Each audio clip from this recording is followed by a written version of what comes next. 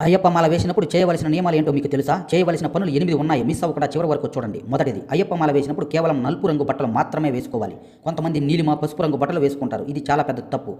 అయ్యప్ప స్వామి తన భక్తుల కోసం శనిదేవుని దగ్గర నా భక్తులు నీకు ఇష్టమైన నల్ల బట్టలు మాత్రమే ధరిస్తారు. నువ్వు వాళ్ళని పట్టి పీడించకూడదు అని మాట తీసుకుంటాడు. అందుకే ప్రతి ఒక్క అయ్యప్ప మాల వేసిన భక్తులు నల్ల బట్టలు మాత్రమే ధరించాలి.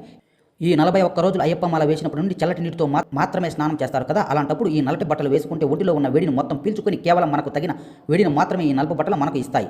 రెండవది, నుదుటిన విభూది, కుంకుమ, చందనం తప్పకుండా ధరించాలి. ఈ 3 ఎందుకు ధరించాలి అంటే మన నుదుటిన ఉన్న మధ్య భాగాన్ని ఆగ్ని చక్రం అని పిలుస్తారు.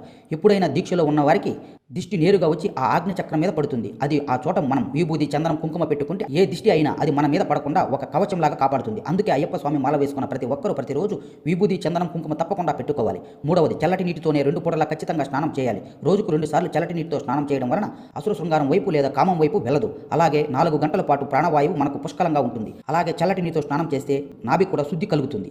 ఇక 4వది, అయ్యప్ప స్వాములు ఒక చాప లేదా ఒంటి నేల మీద పడుకుంటారు. ఎందుకంటే మీరు ఎప్పుడైనా నేల మీద పడుకుంటే మీకు కావాల్సిన నిద్ర మాత్రమే పడుతుంది. అదే మీరు పరుపు మీద పడుకుంటే అతి నిద్ర స్వామితనం వస్తుంది.